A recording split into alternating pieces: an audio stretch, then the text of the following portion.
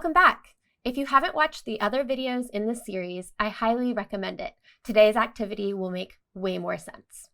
I told you before that we need your help right now from wherever you're sitting to reach people during this crisis. So far, if you've been following this video series, you've seen a lot of different GIS maps of epidemics, from the past to coronavirus. But today it's your turn. You're going to learn to contribute to a GIS map that helps the helpers out there find people in need. My students have found that the most valuable GIS mapping experiences they've had are when they're actually putting something on the map that can help other people. So we found this organization called Missing Maps. Missing Maps uses the power of GIS technology and an online platform called the Tasking Manager to add places to the map when there's a crisis. That could be a natural disaster, a vaccination campaign, maybe waterborne diseases in an area, or some sort of education that needs to take place. If these people aren't on the map, they're not going to get the help that they need. So that's where you come in. Missing Maps is a great website because everything you need to be able to learn how to use this tool is right here. You're going to start here, where it helps you see how you're going to learn to map. And you'll scroll down and choose beginners because you are a beginner. And here you see a set of videos. You're going to watch these in progression, and these will help you figure out how to create an OpenStreetMap account, how to use the Tasking Manager, which is where all of the tasks like, are you helping with COVID? Are you helping with a hurricane? That's where these are stored. And how to make buildings and roads. Don't worry, there will be another opportunity for you to practice those skills in a minute. So after you watch all of these, then you have this button right here that says Map Now. So I'm going to go to Map Now. And this takes me to the Tasking Manager website. This is where all of the different needs are listed.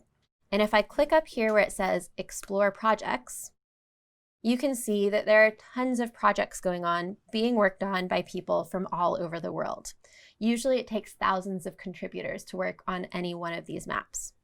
Notice that everything is sorted by the level of urgency, but also these are marked at the bottom by the mapping skills that you need. Since you're a beginner mapper, we'll change the difficulty level to beginner mapper.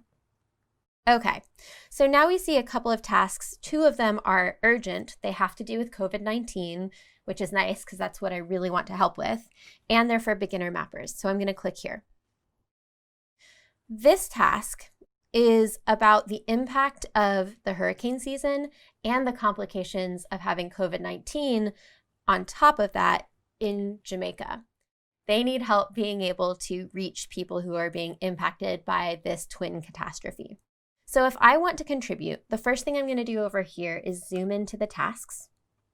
And now I can see that this area has been marked off in a grid so that all sorts of different contributors from around the world can select different areas to work on.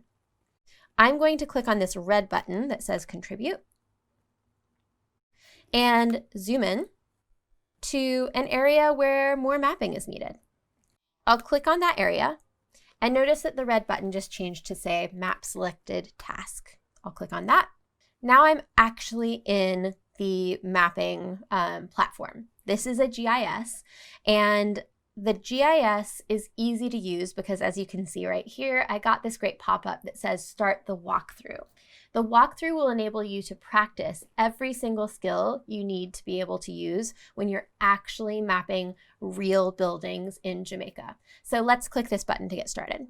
Notice that this is walking me through all of the different skills I need, how to navigate, how to create points, lines, areas, buildings, and finally I get to edit the real map. So click on the first one here and pop-ups show up that you just follow their directions. Once one pop-up is gone, the next one appears, follow the directions, and something new will pop up. Follow this through the whole progression. I've even done this with 6th graders, and they've been really successful after using this walkthrough. So I can't recommend enough really following every step and not skipping through. Once you're done, you actually get to edit the map. So move around the map systematically so that you don't miss anything, because this has a real impact on people's lives. If your map is like this one, where some mapping has already been done, the first thing you're doing is just looking for any building that hasn't been mapped yet. Here's one right here. So I'm going to click the area tool. I'm going to click around the 4 corners of this building. And then over here, I'm going to mark it as a building. Great. Notice up here that I have one unsaved change. I try to save my work every so often so that I don't lose the edits that I've been making. When I'm done, I click Save. I keep all of these settings the way they are. And I say, no, this task is not completely mapped because someone else still needs to come after me and finish. That's it. That's all you have to do to contribute to missing maps. Click below to get started.